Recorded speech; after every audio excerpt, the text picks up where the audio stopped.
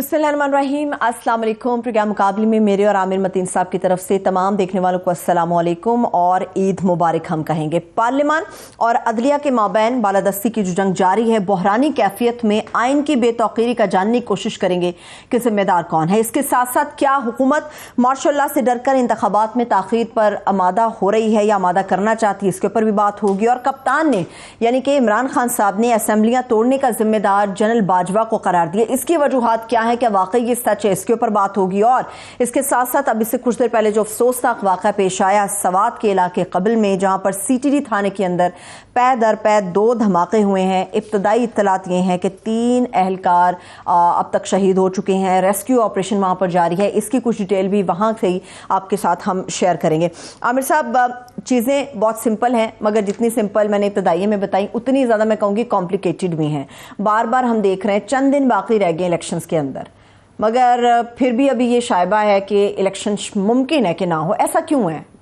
चंद दिन बाकी हैं। कॉम्प्लिकेटेड मैं कहूँगा बनाई जा रही हैं, वरना चीज़ें बड़ी सिंपल हैं। इस पे कोई पाकिस्तान में किसी वकील का, मुतबर वकील का, किसी जज का, किसी को शक नहीं है कि 90 दिन की अंदर इलेक्शन करवाना एक पत्थर पे लकीर आइन के अंदर, उसके अंदर कोई नहीं है।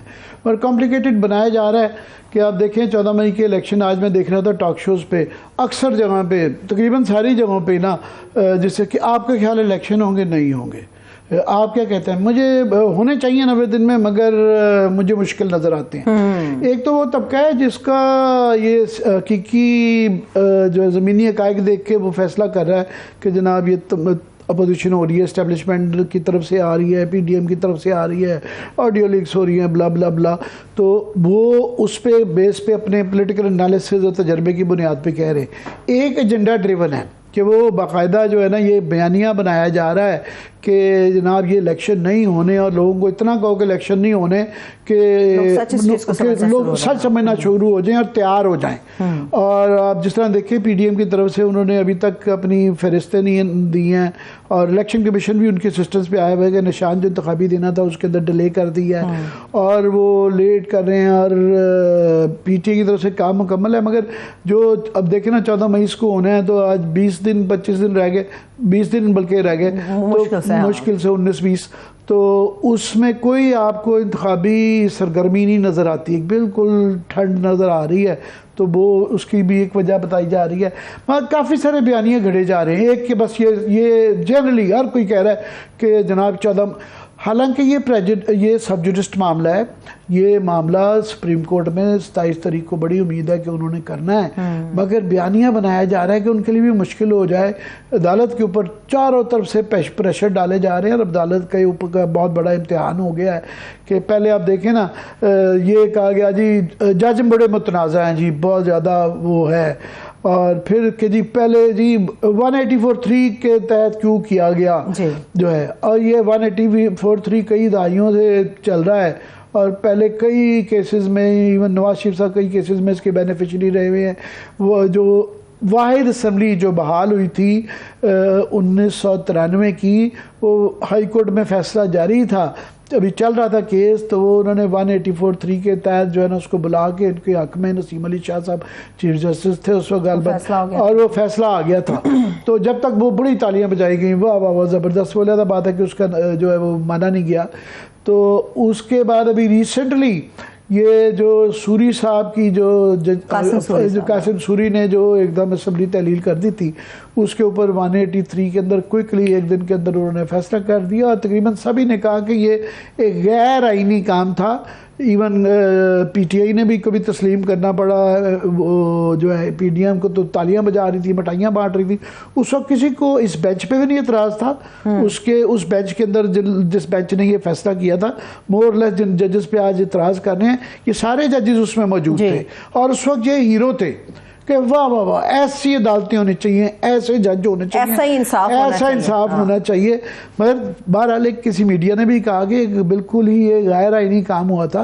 उस तरह 190 ये 90 दिन के इलेक्शन के ऊपर जो है ना उस तरह का जोश व खरोश नहीं है। तो पहले तो जी मतनाज़ा जज बेंच ठीक नहीं है जी, उसके बाद जी कभी जी ये फुल बेंच होना चाहिए, ये वाला आ गया। फिर कि जी ये आज खुद नोटिस बनता ही था लाहौर हाई कोर्ट के अंदर, देखे ना मामला चल रहा है। उसके बाद अब लेटेस्ट जो है वो बहुत ही पर्सनल हो गया है। अब वो वीडियो लीक शुरू हो गई हैं कि फैमिली मेंबर्स की जो है ना चीफ जस्टिस साहब की फैमिली की मुबैना ऑडियो जो है, मुबैना ऑडियो, और साथ में एक और अपनी सहेली से जो कि एक बड़े वकील की वो भी रिश्तेदार है, तो वो एक आपस की गुफ्तगू। अब बात ये है कि मैं ऑफ कोर्स ये दो तीन इसमें क्वेश्चंस आ जाते हैं। एक तो ये आ जाता है कि मेरे अपने और आपके रिश्तेदार हमारे फ़ौज में भी हैं, ब्यूरोक्रेसी में भी हैं, सियासत में भी है, और घर में जब जाए हैं तो वो सबकी आजकल तो इतनी पोलराइजेशन है कि माँ कुछ सोच रही होती है, बेटा कुछ, घर घर में लड़ाई पड़ गई है। ये घरों में भी पोलराइजेशन आ चुकी हुई है।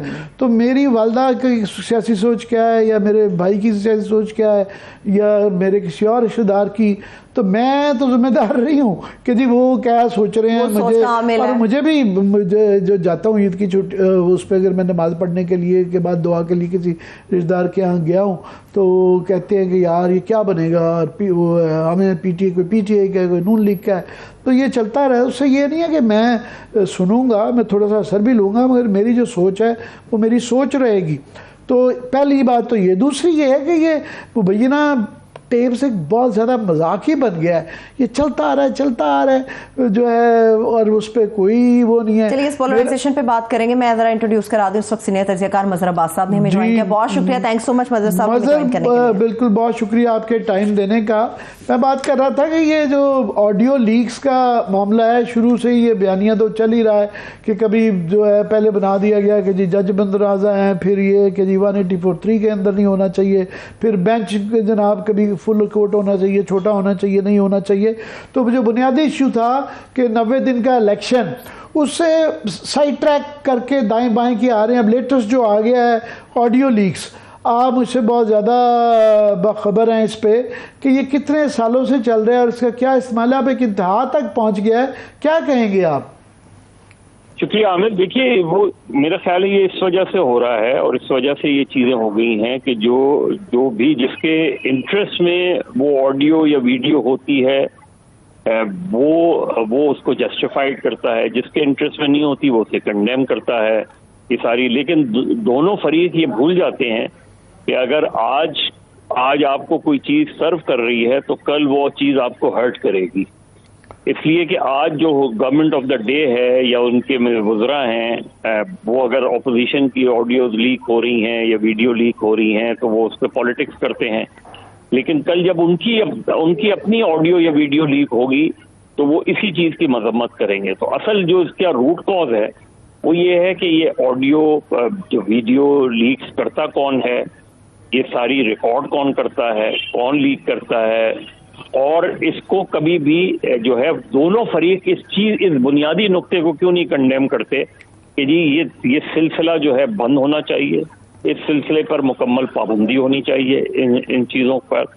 इसलिए कि आप किसी की, यानी ये तो ऐसा लग रहा है ना कि फ्रीडम ऑफ एक्सप्रेशन जो है वो एक तरीके से इन आपको जर्नलिस्ट हो या एक आम आदमी हो, ये फ्रीडम ऑफ एक्सप्रेशन उसे इनसिक्योर करता जा रहा है, उसकी प्राइवेट लाइफ को इनसिक्योर कर रहा है इसको, और हम इसे अपनी पॉलिटिकल माइलेज के लिए लेते हैं। दरअसल हम सालों से ये बात कर रहे हैं कि इस मुल्क में डिफेमेशन लॉज को मजबूत किया जाए, स्ट्रॉन्ग किया जाए, उसे क्रिमिनल ऑफेंस ना बनाया जाए, लेकिन उसके फैसले जल्दी हों, उसमें हैवी फाइन्स होने चाहिए उसके अंदर, और इन चीज़ों की रोकथाम हो ही उस सूरत में सकती है। अब मीडिया का मसला ये है कि मीडिया स्क्रीन से खेलता है, मीडिया इस चीज़ की बहस में नहीं जाता और कम जाता है कि जी ये छोड़ें कि इसमें बात क्या हो रही है। असल चीज़ ये कि इसको रिकॉर्ड किसने किया है और क्यों किया है। और हमें ये भी पता है, आपको भी पता है कि बहुत से केसेस में ऐसा होता है कि जिसकी ऑडियो लीक होती है या वीडियो लीक होती है, ये लीक से पहले उसको दिखाई भी जाती है और उससे बहुत सी चीज़ें मनवाने की कोशिश की जाती है। जब वो नहीं मानता तो आप ये हरबा इस्तेमाल करते हैं ये हमने जस्टिस जावेद इकबाल वाले केस में भी देखा और सबको पता है। अब उस वक्त की जो अपोजिशन थी उसने इस पर शोर शराबा किया, उस वक्त की जो हुकूमत थी उसने इस मसले को अंडर द कारपेट डाल दिया और यही हुआ कि फिर आज वो चीजें हो रही हैं। तो बेसिकली जो पॉलिटिकल डिबेट होनी चाहिए या मीडिया डिबेट होनी चाहिए वो ये कि ये सिलसिले को बंद होना चाहिए, या आप किसी की प्राइवेट लाइफ में घुसकर इस तरह की चीजें नहीं कर सकते। आप किसी की कॉन्वर्सेशन अनटिल अनलेस कोई सिक्योरिटी मामला हो, कोई नेशनल सिक्योरिटी का मामला हो, कोई वो तो वैसे भी लीक्स नहीं होती हैं वो चीजें। नहीं, उसमें मगर उसमें दुनिया भर में जो मुरवजा असूल है, ख़ासतौर पे सहाफ़ती एथिक्स के हवाले से कोई ऐसी इंफॉर्मेशन जो कि इस्टेब्लिशमेंट छुपा रही होती है और मफाद आमा में होती है, तो जैसे विकी लीक्स वगैरह, उसको मीडिया एथिक्स में तो वो बड़ा एक किस्म का वो समझा जाता है कि यार ये विसल ब्लोअर हैं और ये बहुत बड़ा उन पे फ़ख्रिया तौर पे उनको उनकी तालीम की जाती है। मगर ये सियासी अज़ाइम के साथ जो किया जाता है, तो मैं उसको तो थोड़ा सा आपसे जो सवाल करना चाह रहा हूँ कि पहले ये ज़्यादा सियासतदानों के इर्द गिर्द थी, फिर ये जो है बहुत आगे लेवल पे चली गई कि प्राइम मिनिस्टर हाउस की लीक होनी शुरू हो गई, NSC मीटिंग्स की भी हमें उससे लगता है कि शायद लीक हुई हो, और प्राइवेट बिल्कुल वो इस तरह की सरकारी। अब ये जजेस की पहली दफ़ा नहीं हुई, अब जजेस की जो आ गई, और ख़ास तौर पे ऐसे मौके पे कि जब एक बहुत अहम फैसला होने जा रहा है, चीफ जस्टिस की एक मुबैना वीडियो आ गई है जो कि शायद कोशिश है उनके फैसले पे असरअंदाज होने के लिए। पर माजी में आपको याद है कि जब भी जजेस के हवाले से आई, ख़ार चौधरी साहब ने जैसे कैसे भी कंट्रोवर्शियल वो जज बाद में बन गए, वो बड़ा रिएक्शन आता था। अभी तक जो है जजेस की तरफ से कोई रिएक्शन नहीं आ रहा। मुझे यही तशवीश है आमिर, मुझे तशवीश ये है कि जो चीज लीक की गई है वो क्या टिप ऑफ द आइसबर्ग है? क्या और भी चीजें हैं उनके पास जिन्होंने ये चीजें रिकॉर्ड की हैं? क्या ऐसा तो नहीं कि उन जजेस को वो चीजें दिखाई गई हों? और इसीलिए हैरानगी और परेशानी इस बात की है कि इन चीजों का नोटिस नहीं लिया जा रहा, इन चीजों की कोई तहकीक नहीं की जा रही। वो इदारे जो टैप करते हैं उनसे एक्सप्लेनेशन नहीं कॉल की जा रही, उनसे पूछा नहीं जा रहा। तो ये जो चीज है ये बहुत खतरनाक है, ये जो बातें हैं ये बहुत खतरनाक। पीडीएम की तरफ से ट्वीट आई है कि जी ये, क्योंकि अब 2-3 ट्वीट्स आई हैं, तारड़ की भी आई हैं, मरियम बीबी की आई हैं कि जनाब ये क्योंकि अभी चीफ जस्टिस साहब मुतनाज़ा हो गए हैं और उनके रिश्तेदार क्योंकि वो PTI के साथ मुंसलिक हैं और उनके मतलब बेहतर व्यू रखते हैं, लिहाजा वो रिज़ाइन कर दें।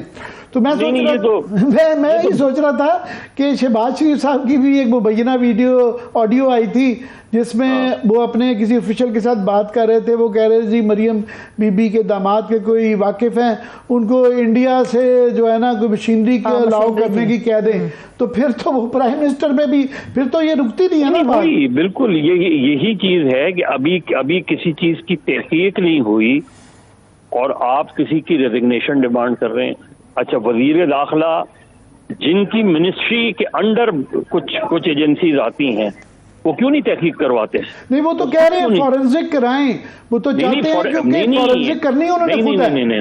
नहीं, वही मैं कह रहा हूँ, उनका काम है फॉरेंसिक कराना, उनका काम है वो बनाएं, GIT बनाएं इस सिलसिले में, GIT बनाएं। और अच्छा मसला ये है कि GIT का भी इशू है कि आप GIT किन इदारों पर मुश्तमिल बनाएंगे? वो इदारे जो ये सारी चीजें टैप करते हैं या क्या करेंगे आप? ये जो हमारे सवाल ये बहुत JIT या फॉरेंसिक जो होना चाहिए उसके अंदर ज्यादा एजेंडा तो ये होना चाहिए ना कि ये आई कहाँ से है, रिकॉर्ड कौन कर रहा है, जो कि आपको और मुझे सबको पता है कि कहाँ से आ रही है। मगर उसके वो कंटेंट पे चले गए हैं कि 2 प्राइवेट इंडिविजुअल्स आपस में वो भी उमर रसीदा मुबैना तौर पर गुफ्तगू कर रहे हैं, तो ये जड़ के ऊपर फॉरेंसिक नहीं करा रहे। हाँ बिल्कुल। ये थोड़ा सा क्वेश्चन रिपीट करोगे आप? मैं कह रहा था कि फॉरेंसिक जो इंक्वायरी होनी चाहिए वो तो ये होनी चाहिए ना कि इसको करवा कौन रहा है, मगर वो कंटेंट पे चले गए हैं कि जनाब 2 रिश्तेदार आपस में जो कि अदलिया से मुंसलिक हैं या वकीलों से मुंसलिक हैं मुबैना तौर पे, उनके कंटेंट पे चले गए हैं, जड़ पे नहीं जा रहा। पहली चीज तो ये कि अगर आपने इसके टर्म्स ऑफ रेफरेंस करने हैं तो पहली चीज ये कि किसने की, क्यों की और लीक क्यों की, क्योंकि उनके बगैर तो कोई लीक नहीं कर सकता ना। जो रिकॉर्ड करता है पहली चीज तो उसके पास होती है। तो इस चीज की तहकीक कभी भी नहीं होगी। इसकी ये तो बहुत बाद की चीज है कि कंटेंट क्या, और कंटेंट तो ये बाद में आएगा। पहली चीज तो ये कि क्यों की गई, किस कानून के तहत किसी दो उनका प्राइवेट कॉन्वर्सेशन आपने क्यों की, क्यों टैप किए, किसने आपको ये ऑर्डर किया था कि उनके टेलीफोन टैप करें इस चीज को। तो ये इसलिए नहीं होगी क्योंकि इसमें फिर बहुत से लोगों के नाम आ सकते हैं, बहुत से वो चीजें हो सकती हैं। तो मुझे लगता है कि ये जिस तरीके के बयानात अभी आप बता रहे हैं, मरियम हो या दूसरे हों, तो ये जाहिर करता है कि आप कोई चीज लीक हुई है और उसके फौरन बाद आप इस तरह की डिमांड करें, बजाय इसके कि आप ये डिमांड करें और ये गवर्नमेंट ऑफ द डे जो है या मिनिस्ट्री ऑफ इंटीरियर ये कॉन्स्टिट्यूट करे, एक तहकीक करे इसे। उसके बजाय गवर्नमेंट डिमांड कर रही है। गवर्नमेंट डिमांड नहीं करती, गवर्नमेंट तो इम्प्लीमेंट करती है, गवर्नमेंट तो इन्फोर्स करती है। और डिलिबरेटली मजर जो है कि क्लियरली नजर आ रहा है कि एक बयानिया बनाया जा रहा है कि ये फैसला तो पहले ही 90 दिन का आ चुका है, उसका दोबारा 27 तारीख को उम्मीद करते हैं कि शायद आ जाएगा। उस फैसले के आने से पहले ही एक तो ये जजेस को और चीफ जस्टिस को मुतनाज़ा बनाना और फैसले को मुतनाज़ा बनाना, और साथ में आज मैं देख रहा था कि अभी सब्जुडिस्ड है, मतलब मामला अदालत ने तय करना है। मगर हमारे 99% जो आज टॉक शोज़ में देख रहा था वो एक दूसरे से पूछ रहे थे भाई आपका ख्याल इलेक्शन होंगे, तो वो सारे कह रहे हैं कि जी तकरीबन मुझे कोई आवाज़ ही नज़र आई कि जनाब मैं ये तो अदालत ने फैसला करना है। सब ने कहा जी मुझे तो नहीं होते नज़र आ रहे, वो जी नहीं मैंने नहीं ख्याल है होंगे, होने चाहिए मगर नहीं हो रहे। तो ये है कि कुछ तो ज़मीनी हक़ाइक़ में देख के कह रहे थे, मेरा ये ख्याल है मगर कुछ बड़े एजेंडा ड्रिवन थे। नहीं देखो, मुझे जो तशवीश है, मुझे जो ऊपर वो है वो यही है कि मुझे ये जो है ये बज़ाहिर जो चीज़ है वो इसलिए मामूली लग रही है कि इसका मतलब ये है कि और भी चीज़ें रिकॉर्डेड हैं। ये बड़ी खतरनाक बात की है। ये तो वो बताई गई है जो कि पता नहीं इससे ज्यादा क्या डराने के लिए होता है ना कि पहले आप एक फिलर छोड़ते हैं कि ये देख लें हमारे पास हैं। अब पता नहीं किस रिश्तेदार की, उनकी, किसी और की, क्या क्या स्वाति साहब की देखने के बाद तो इंसान डर जाता है कि क्या क्या कुछ हो सकता है इनके पास। यही आमिर, यही वो लग रहा है। अगर आपको याद हो, और उसके बाद में मैंने बहुत से नैब के सीनियर लोगों से पूछा भी था कि जब जावेद इकबाल की वीडियो लीक हुई थी तो उसके बाद उन्होंने कहा कि जो मुकदमात तेजी से नहीं चल रहे थे उनमें तेजी आ गई थी। अच्छा, और उसके बाद उन्होंने ये भी कहा कि अब उस वक्त की भी उस वीडियो का भी की इत्तलात यही थी कि वो भी वजीर आजम हाउस से लीक की गई। उसमें एक टीवी चैनल इन्वॉल्व था, उसके जो ओनर थे वो वजीर आजम हाउस में थे। ये सब चीजें रिकॉर्ड का हिस्सा हैं, लेकिन उसका कुछ नहीं हुआ।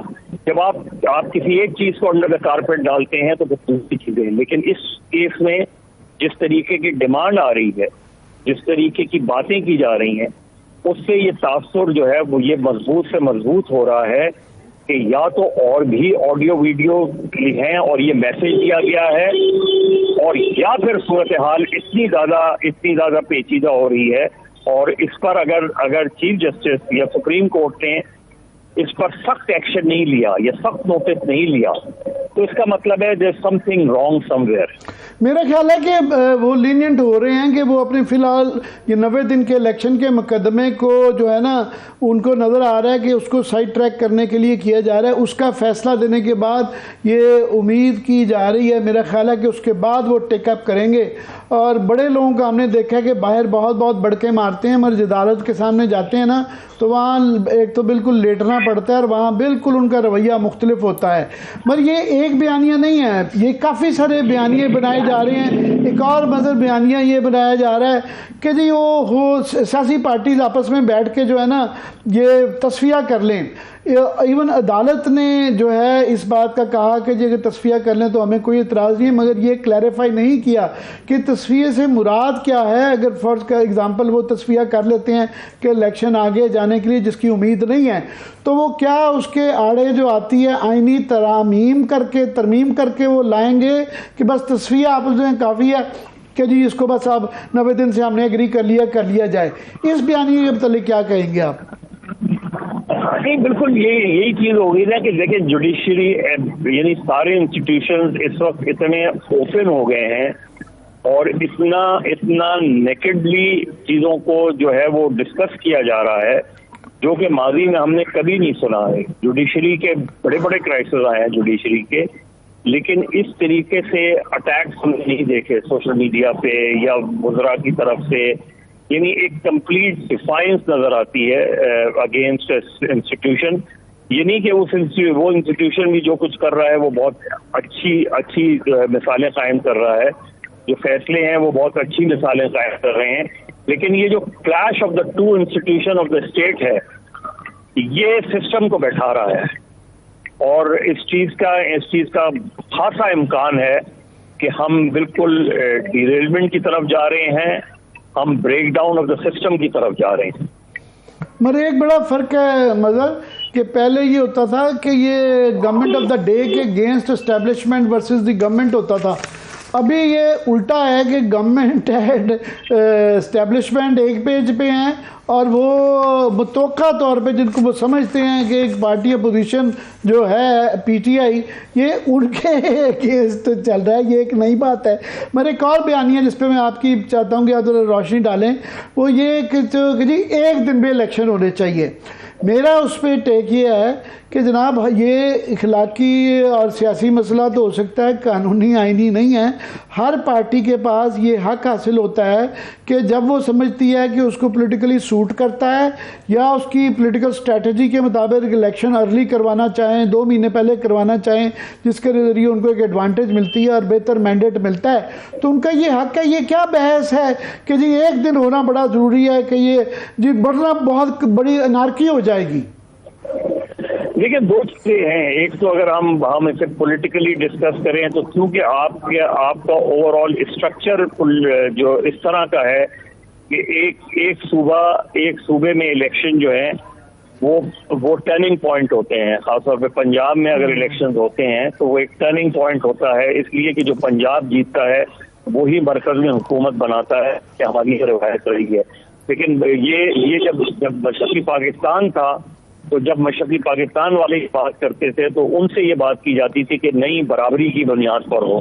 और अगर आप 1956 का कॉन्स्टिट्यूशन देखें, 1956 की असेंबली देखें, तो उसमें बराबरी की बुनियाद पर सीटें तकसीम की गई थी कि अगर 300 नशिस्तें थी तो 150 मशरक़ी पाकिस्तान की और 150 मगरबी पाकिस्तान की। जब मशरक़ी पाकिस्तान अलग हो गया तो आपने वो सारा सिस्टम जो है ना वो बिल्कुल वो कर दिया और फिर अक्सरियती जो है वो बात की गई कि जो अक्सरियती सूबा है जहाँ उस वक्त ये मिसाल मशरक़ी पाकिस्तान वाली नहीं लाई गई सामने। अब ये जो इस वक्त एक फियर है वो अपनी जगह बिल्कुल मगर मतलब ये फियर अब बनाए। ये तहलील असम्बलियाँ करने से पहले 2-3 महीने ये पीटीआई की तरफ से ये बात आती रही कि मिल बैठ के इकट्ठे इलेक्शन करवा लेते हैं, इलेक्शन करवा लें। काफ़ी सारी बहस चल रही है क्योंकि 2018 से आपको पता है तनाज़ा ही चल रहा है ना। वो थी सिलेक्टेड गवर्नमेंट है, वो इसको इम्पोर्टेड गवर्नमेंट कहते हैं। तो उनका ये था कि उनको डेर किया जा रहा था कि आप असम्बलियाँ तहलील करते क्यों नहीं हैं। तो वो जब उन्होंने कर दी हैं तो अब ये चीज़ आड़े आ गई है कि जनाब ये बिल्कुल जिस तरह आपने फरमाया कि जी ये माजी में जब हुआ था एक पार्टी पंजाब में जीत जाएगी। और मुझे हंसी आ रही थी कि बिलावल भुट्टो साहब ने, पता नहीं उन्होंने तारीख कैसे पढ़ी है, ब्रिटिश ज़्यादा पढ़ी है, पाकिस्तान की कम पढ़ी है शायद, कि वो फरमा रहे थे कि ये 1 यूनिट वो वापस लाया जा रहा है। हालांकि मैं समझता हूँ कि ये 18वीं तरमीम में जो सूबों को हकूक़ दिए गए थे कि आप वफाक से अलहदा, उनके पास हक है कि वो अगर अलहदा करना चाहें तो वो करवा लें। तो ये तो बिल्कुल अपोजिट बात है जो वो कर रहे थे। नहीं, ये बात बिल्कुल ठीक कह रहे हो। और उसमें एक आर्गुमेंट और भी है कि जब 1 यूनिट की बात की जाती है, जब उसकी बात की जाती है तो उसका एक पॉलिटिकल एस्पेक्ट डिस्कस किया। मसला ये है कि ये पॉलिटिकल एस्पेक्ट को कॉन्स्टिट्यूशन में कवर नहीं किया गया। कॉन्स्टिट्यूशन तो बहुत क्लियर है, वो तो क्लियर कहता है कि अगर कोई असेंबली जाएगी तो 90 रोज में इलेक्शन आएंगे। तो आपने अगर इसको कवर करना है तो फिर आइन में तरमीम करनी पड़ेगी। और दूसरा आर्गूमेंट ये है कि जब 18वीं तरमीम की बात की जाती है, इस चीज की बात की जाती है, तो अब 3 टेयर्स ऑफ डेमोक्रेसी हैं, नेशनल असेंबली के इलेक्शन, प्रोविंशियल असेंबली के इलेक्शन और लोकल बॉडीज के इलेक्शन। जब बात लोकल बॉडीज पर आती है तो सब जगह खामोशी छा जाती है। कोई भी, चाहे इमरान खान की गवर्नमेंट हो, उन्होंने पंजाब में लोकल बॉडीज इलेक्शन नहीं कराए। यहाँ लोकल बॉडीज इलेक्शन हुए भी हैं तो वो नहीं किया गया।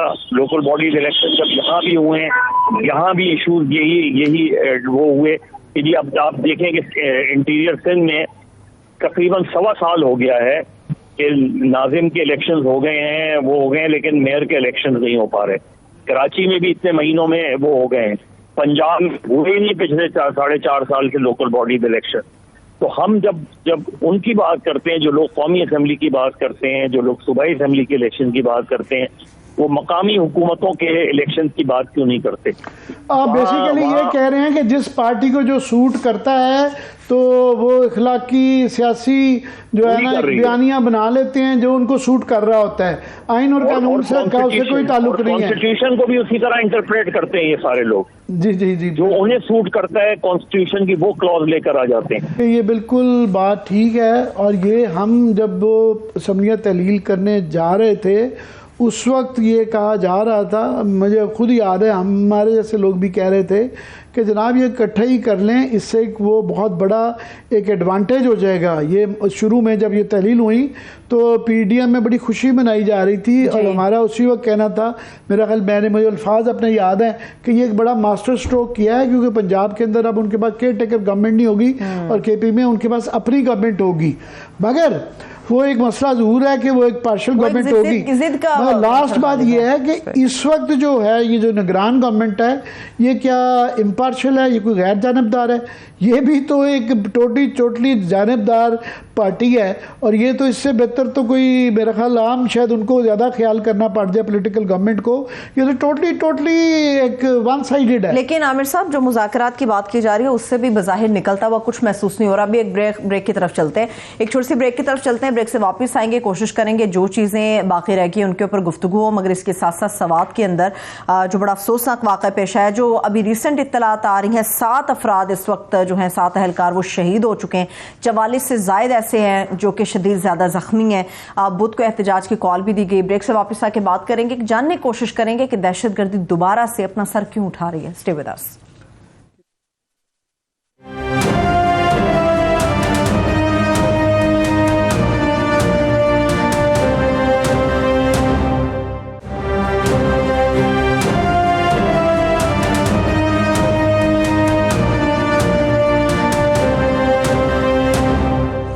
ब्रेक के बाद एक बार फिर से आपको खुश आमदेद कहेंगे। आमिर साहब सवात के ऊपर बात करते हैं, मगर इससे पहले कुछ अहम और चीज़ें हैं, जैसे कि निगरान गवर्नमेंट, उसके ऊपर बात करूंगी। मगर ये बयानिया ख़त्म होने को नहीं आ रहा आमिर साहब, बिना किसी तनाज़र के इसको मुंसलिक किया जा रहा है। आज खुद नोटिस को 90 दिन के साथ जोड़ने की कोशिश की जा रही है। क्या है इसकी तौजीह है? सियासतदानों की तो समझ आती है, मुझे ज़्यादा तशवीश होती है जब ये कि जजेस की तरफ से और वकीलों की तरफ से तो ज़्यादा किसी जगह नज़र नहीं आई।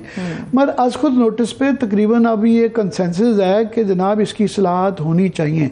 मगर इसको बहाना बना के जो अगर 90 दिन वाली जो आइनी वायलेशन है वो उसके आड़े नहीं आनी चाहिए थी। और मेरी बड़ी ख्वाहिश थी कि किसी जिन्होंने डिसेंट किया जजेस ने, बड़े ही मोतबर नाम है उसके अंदर, कईयों को हम देख भी रहे हैं, उनके प्रोफेशनल ज़िंदगी में कईयों को एक दो को ज़ाती तौर पर भी जानते हैं जब वो जज नहीं थे, तो वो उनका किसी ने भी अपोज नहीं किया 90 दिन के इलेक्शन को। मगर उनकी डिसेंट को इस्तेमाल किया जा रहा है 90 दिन के अगेंस्ट। अगर वो जिक्र कर देते कि जनाब बिल्कुल ये 90 दिन के इलेक्शन तो बिल्कुल एक पत्थर पे लकीर है, पर हमें इसके तरीक़ाकार के ऊपर एतराज़ है। अब मैं तरीक़ाकार पे भी मेरी अपनी उसका तनाजुर जो आप पूछ रही हैं वो ये है कि जब ये असम्बलियों की तहलील हो गई, पंजाब असम्बली की पहले एक बात कर लेते हैं, तो केपी में भी ऐसे ही हुआ।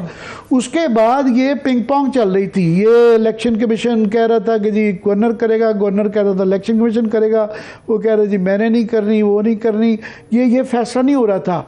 और लोग भूल गए हैं कि गालबन ये 14 जनवरी को तहलील हुई थी पंजाब असम्बली, और ये 22 फरवरी हो चुकी हुई थी, और इस दरमियान ये पिंग पोंग चल रही थी। और जो हाई कोर्ट्स, ये बड़ी आर्गूमेंट दिया जाता है कि ये डिसेंट करने वालों भी, हमारे बड़े मोतबर जजेस ने ये किया कि देखें ये हाई कोर्ट से करना चाहिए था। बात यह है कि ये एक आईनी शिक की वायलेशन होती जा रही थी, और तकरीबन 1.25 महीना गुजर चुका था, 1.25 महीना। और जब हाई कोर्ट ने ये टेकअप किया तो उन्होंने जो है ना तारीखें दे रही थी, आखिरी जो दी थी उन्होंने तारीख, लाहौर हाई कोर्ट ने फॉर एग्जांपल 21 फरवरी के बाद वो 27 फरवरी की दी थी, और जो पेशावर हाई कोर्ट ने 15 दिन की पेशी दी थी जी। जो ये कासिम सूरी साहब ने जो वायलेशन की थी, बिल्कुल वायलेशन थी वो एक दिन में उसका उड़ा के फेंक दिया गया था। वो उस वक्त किसी को कोई वाकई बड़ी अर्जेंट चीज़ थी। तो यहाँ पे मुझे याद है कि मेरे जैसे कई लोग जो ये कह रहे थे कि जनाब ये 1.25 महीना का होता जा रहा है, हाई कोर्ट लंबी कर रही है, को पता ही नहीं था कि लंबी कर रही है। और अतर मिल्ला साहब ने अपनी ये डिसेंटिंग नोट के अंदर ये लिखा है कि जो हवाला दिया जाता है बेनज़ीर केस में, वो बड़ी डिले किए जा रहे थे। तो यहाँ भी एक डिलेइंग प्रोसेस चल रहा था कि अदालत बड़ी सुस्त रवि से हाई कोर्ट के लेवल पे डील कर रही थी, और ये इख्तियार भी है सुप्रीम कोर्ट का। और एक जब शिक हो रही हो, ठीक है, आपको बाज़ार अली नकवी साहब से, कई लोगों को, पॉलिटिकल पार्टीज़ को और ब्रदर जजेस को, उनसे और जस्टिस जादुल हसन से एतराज़ात होंगे, मगर ये सिर्फ वो अकेले नहीं कह रहे थे, पिटिशन्स भी आई हुई थी, मीडिया भी कह रहा था कि जनाब 1.25 महीना हो गया है, और सीधा नज़र आ रहा है कि वो पिंग पोंग खेलते जा रहे हैं, उनको ये टेकअप करनी चाहिए। जो बिल्कुल लाल मस्जिद का है कि लाल मस्जिद में जब वो उन्होंने कब्जा कर लिया था, पूरा मीडिया शोर मचा रहा था कि जनाब ये इस्लामाबाद के हाट के अंदर देखें, ये दहशत गर्दों को बिठाया हुआ है, कब्जा कर लिया गया है, ये है वो है, हुकूमत ऑपरेशन क्यों नहीं करती। और जब मुशर्रफ साहब ने, हम बड़े उम्र सारी उम्र उनके नाकिद रहे हैं, ऑपरेशन कर दिया, एग्जैक्टली वही हमारे जो एंकर्स थे उन्होंने सारा अटैक जो है ना मुशर्रफ को दिया कि जनाब आपने हमला क्यों कर दिया, आपने मस्जिद पे ऑपरेशन क्यों कर दिया। हालांकि सब लोग यही कर रहे थे। यहाँ पे ये हो रहा है कि बहुत सारे लोग जो हैं उनकी प्लानिंग आप टीवी के निकाल के देख रहे हैं, वो कह रहे थे ये वाली बात कि जनाब 1.25 महीना हो गया, क्या ये मजाक बना हुआ है। सुप्रीम कोर्ट को टेकअप करना चाहिए कि ये गवर्नर साहब भी अपनी हदूद से बाहर जा रहे हैं, इलेक्शन कमीशन भी अपनी हदूद के बाद जा रहा है। और वो नज़र आ गया कि बाद में भी इलेक्शन कमीशन ने जिस तरह अक्टूबर की डेट दे दी, और अभी केपी के अंदर फॉर एग्जाम्पल अभी भी जो है अदालत ने कहा फैसला करें, अब कितने दिन हो गए हैं, नहीं तो वो गवर्नर साहब कह रहे हैं वो हालात ही नहीं है। नहीं, हाई कोर्ट को कहा है, सुप्रीम कोर्ट ने लास्ट अपनी जजमेंट में हाई कोर्ट से कहा है कि वो इसका फैसला करें। हाई कोर्ट अब काफी दिन हो गए हैं, हफ्ते होते जा रहे हैं, वो फैसला नहीं कर पा रहे। सही है, ठीक है। 22 तारीख को यानी कि हफ्ते के रोज आमिर साहब पंजाब के अंदर निगरान गवर्नमेंट जो है उसकी भी मुद्दत खत्म हो गई है। जी, ये अभी मेरे ख्याल अदालत ने टेकअप कर लिया हुआ है। आई एम श्योर इसके ऊपर ये एक बड़ा एक आईनी मसला तो है कि इसके अंदर 2 किस्म के इम्कान देखे जा रहे हैं। एक ये है कि वो जिस तरह 1 महीना आगे लेके गए तो वो भी कर सकते हैं।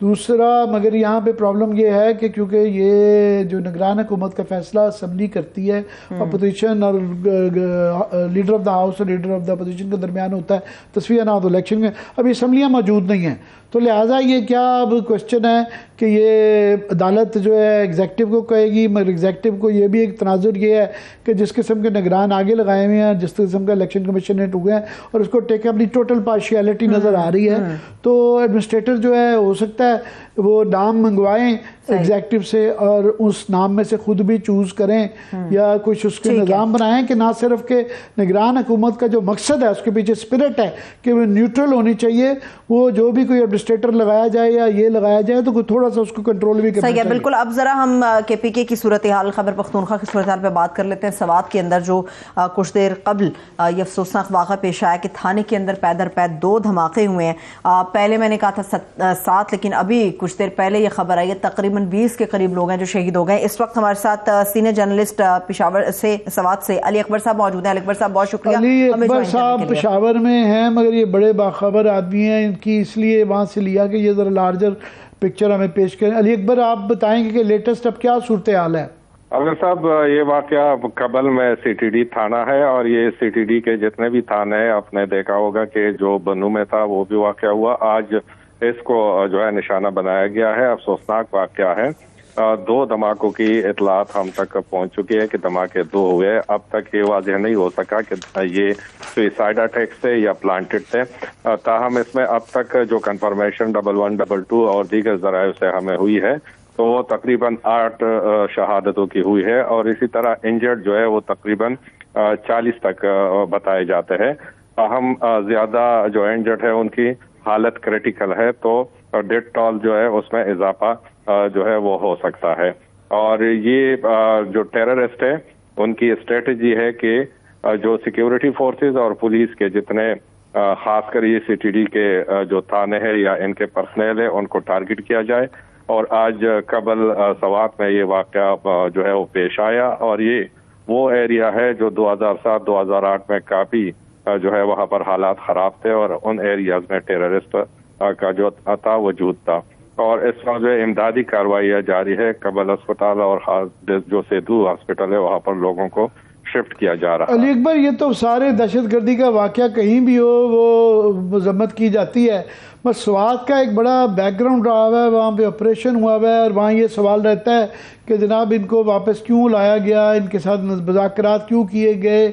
और लोगों ने हाल ही में कुछ महीने पहले बहुत ज़्यादा क्रॉस द बोर्ड तमाम पॉलिटिकल पार्टीज़ के लोगों ने इसकी रिजेंटमेंट की थी कि जनाब ये उनसे बात ना की जाए, वापस ना लाना जाए। तो उस तनाजुर में आप इसको कैसे देखते हैं, इस धमाके को?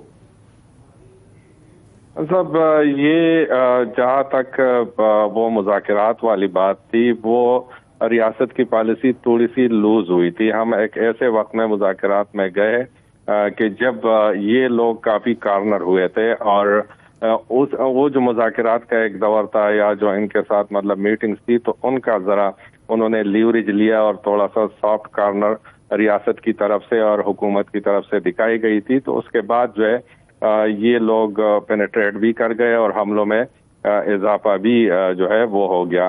और अब जो है लेकिन इस बार इनकी स्ट्रेटजी थोड़ी सी मुख्तलिफ है और वो ये है कि इनका एक खास है कि हमने मतलब जितना जो सिक्योरिटी इदारे है या पर्सनल है उनको टारगेट करना है। अब तक हमने जितने भी 1.5-2 साल में हमने वाकयात देखे तो कोई उसी तरह जो पब्लिक मकामात पे करते आ रहे हैं या मतलब जो आम लोगों को निशाना बनाया जाता था। तो इस बार स्ट्रेटजी उनकी मुख्तलिफ है, उन्होंने अपने टारगेट तक पहुंचना है। जिस तरह CTD टारगेट पे इसी तरह मतलब फोर्सेस जो है वो अली अकबर, बदकिस्मती से जब पिछली दफ़ा ऑपरेशन करना पड़ गया था स्वात के काफ़ी इलाकों में उनको तालिबान को बड़ी राई मिली थी और उनकी बेसिस बन गई थी, मगर अभी बहुत ज़्यादा लोग जो कि इसका निशाना बने तो एक बहुत ज़्यादा इसके ख़िलाफ़ जो है ना एक मज़ाहमत है।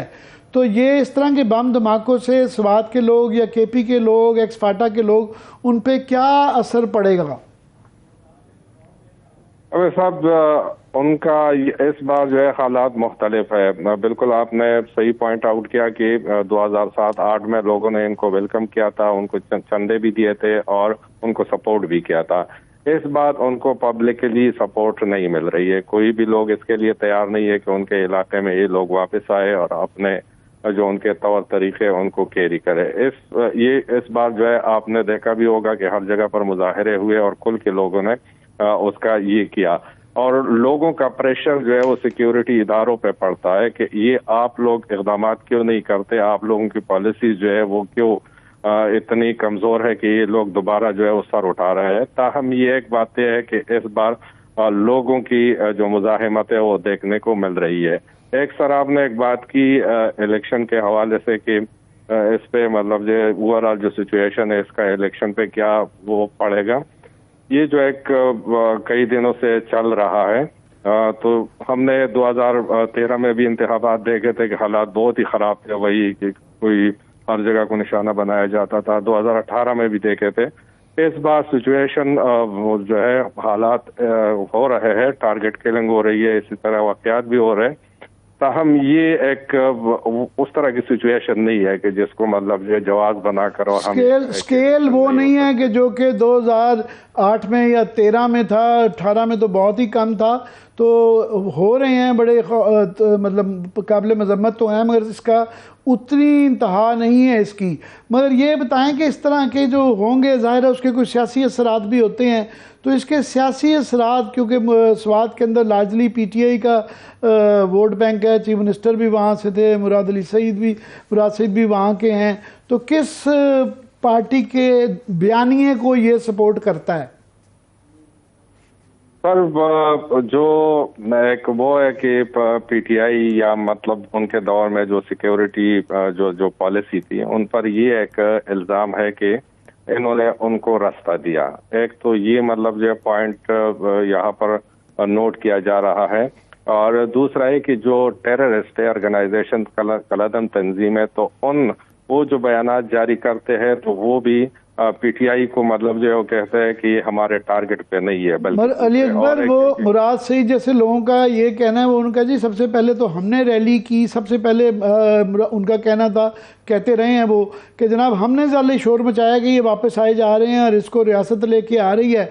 और उनके बाद से भी ये जब उनके साथ मुज़ाकरात चल रहे थे, वो मौजूदा हुकूमत के अंदर, इवन बिलावल भुट्टो ने असम्बली में कहा जनाब ये कौन करा रहा है, हालांकि वो खुद गवर्नमेंट में हैं, गवर्नमेंट के लोग पार्लियामेंट में शोर मचा रहे थे कि ये कौन करवा रहा है। तो होता ये है कि वो हो तो रहे होते हैं मुज़ाकरात, मगर गवर्नमेंट ऑफ द डे जो है वो मुकर जाती है।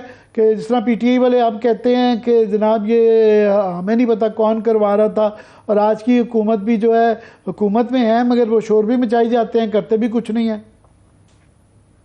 बिल्कुल सर, ऐसा ही है। मुराद सईद ने सवात के लोगों की आवाज़ उठाई थी उस वक्त भी, इसमें कोई वो शक नहीं है। ताहम उस वक्त जो हुकूमत थी और उनके जो तर्जुमान खासकर जो बैरिस्टर साहब थे, वो खुल के मतलब जो उनकी हिमायत भी करते थे और उनको मतलब प्रोटेक्ट भी कर रहे थे। और इसी तरह मतलब जो और भी जो गवर्नमेंट में लोग, वैसे बैरिस्टर साहब किसके तर्जुमान है, ये बहुत बड़ा हमेशा सवाल रहता है कि वो तालिबान के तर्जुमान हैं, क्योंकि PTI भी उनको डिसोन करती है। फिर उन्होंने कहा मैं रियासत का तर्जुमान हूँ। तो बहुत बहुत शुक्रिया अली अकबर, रोशनी डालने का, अपना टाइम देने का बहुत शुक्रिया। Thanks so much. अभी हम एक ब्रेक की तरफ आमिर साहब चल रहे हैं। जब ब्रेक से वापस आएंगे तो बताएंगे अपने देखने वालों को कि अगर किसी शहर के अंदर सिर्फ 3 महीनों के अंदर 21,000 वाकयात वो रिपोर्ट हो कि जी स्ट्रीट क्राइम हुआ है, तो सोचिए उस शहर में कितने हजार वाकयात होंगे अब तक जो कि रिपोर्ट नहीं हुए। ब्रेक से वापस आके हम कराची शहर और स्ट्रीट क्राइम्स की बात करने जा रहे हैं। हमारे साथ रहिएगा।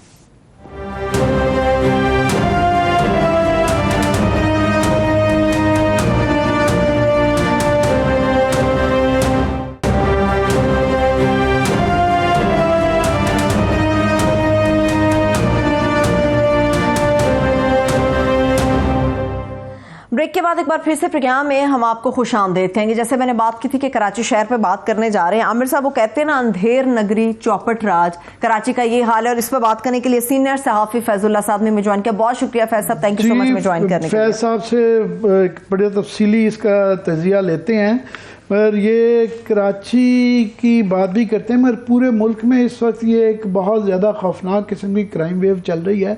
और नज़र आ रहा है कि ये जो महंगाई है और जो गरीब अमीर में इतना ज़्यादा फ़र्क पड़ गया है, तो ये दुनिया भर में ये एक सोशल फिनोमिनन भी है। ये क्राइम का जो होना, जहाँ बहुत ज़्यादा लोगों के बुरे हाल होते हैं, और जब ये आपकी शराफिया को ये नहीं समझ आ रही होती है कि जनाब कुछ ना कुछ शेयर करें, तो ये माशरों में ख़राब होने में उनका ये आता ही है।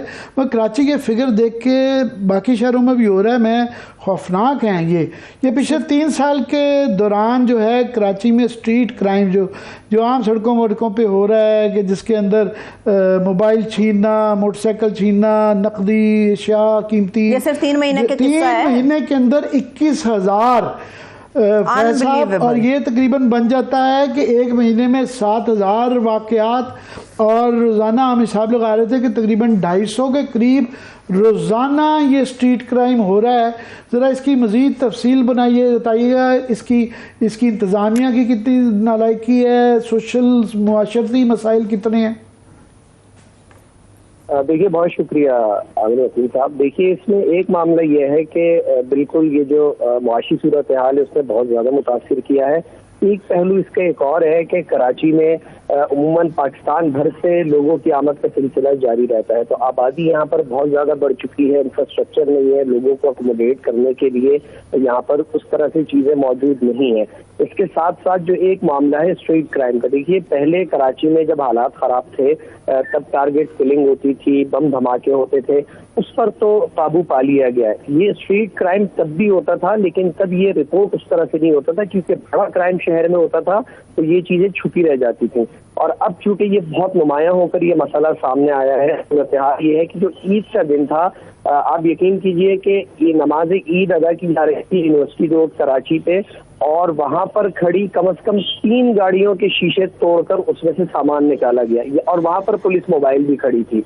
तो इससे आप अंदाजा कर सकते हैं। फिर एक इसमें मामला एक और है, कराची पुलिस के कई ऐसे अहलकार गिरफ्तार हुए हैं जो डकैती में मुलव्विस थे, जो लोगों को अगवा करने में मुलव्विस थे, और इसके साथ साथ मुख्तलिफ गैंग्स के साथ मिलकर वो काम करते हैं। ये हालिया दिनों में ये गिरफ्तारियां हुई हैं। यानी ये जब आपसे मैं बात कर रहा हूँ तो ईद से 2-3 दिन पहले तक भी पुलिस अहलकारों की गिरफ्तारी हुई है। तो ये एक बड़ा खौफनाक मामला सामने आया है कि पुलिस अहलकार भी इस सारे मामले में इन्वॉल्व है। अब उसके साथ साथ जो जराइम की शरह आपने बताई, 21,000 तो आपने ये बताया कि जो रिपोर्ट हुए हैं, जो रिपोर्ट नहीं होते वो इसके अलावा है। और अब सूरत हाल ये है कि और वो भी हैं जो कि वो दर्ज नहीं किए जाते या टाल दिए जाते हैं, क्योंकि जो थाना भी जितने दर्ज करता है उसके रिकॉर्ड खराब होता है। बिल्कुल, वो बहुत सारे लोग तो खैर इस चक्कर में ही नहीं पड़ते कि कौन अब थाने जाएगा। फिर हमारा आपको पता है कि अदालत का और थाने का एक ऐसा निज़ाम बना हुआ है कि एक आम आदमी वहाँ जाने से वैसे ही घबराता है। तकरीबन 40 के करीब आम शहरी मारे जा चुके हैं। देखिए, बहुत बड़ी तादाद है, इन 3 माह में 40 लोग मर चुके हैं, मारे जा चुके हैं, और इससे कहीं ज्यादा लोग जख्मी हैं। कोई उम्र भर के लिए अपाहज हो गया, कोई जो है अभी तक अस्पतालों में पड़ा हुआ है। गवर्नर साहब हमारे मेहंदी लगवा रहे हैं और पकौड़े तल रहे हैं, लेकिन उन्हें ये तौफीक नहीं हुई कि कम से कम इन लोगों के घरों में चले जाएं। वजीर आला साहब से भी कोई गिला नहीं है, उनको भी कोई परवाह नहीं है। तो इंतजामिया तो लाताल्लुक हुई हुई है सारी सूरत हाल में। पर लास्ट 30 सेकंड है हमारे पे कि एक तो होता है ना ऑर्गेनाइज्ड क्राइम हो रहा होता है कि एक बाकायदा जत्थे बने हुए होते हैं, ये रैंडमली है या ऑर्गेनाइज्ड है ज्यादा? ऑर्गेनाइज्ड क्राइम जो हो रहा है वो गाड़ियां छीनने का हो रहा है और घरों में और बैंकों में डकैतियों का हो रहा है। ये उतना ऑर्गेनाइज तो नहीं है, लेकिन ये 2-2, 3-3 लोग मिलकर काम करते हैं। कहीं कहीं इलाकों में ये 10-10, 12-12 लड़कों का गैंग भी होता है। इसी तरह इनको असलहा भी किराए पे दिया जाता है और ये सब लोग इस तरह से मिलकर फॉलोअप से लेते रहेंगे। बहुत शुक्रिया फैजुल्ला साहब। माजरत, मेरे पास वक्त खत्म हो गया। आमिर साहब, आपका भी बहुत शुक्रिया। बज़ाहिर जो एक पिक्चर कराची शहर की नजर आती हुई है कि पुलिस हाथ पे हाथ धरे बैठी हुई है, शहरी खुद मुकाबला करते हैं डाकुओं का, इसी वजह से बेशतर जख्मी है, कई अपनी जान से हाथ धो बैठते। अपना बहुत सा ख्याल रखिए। मुझे इजाजत दीजिए। खुदा हाफिज।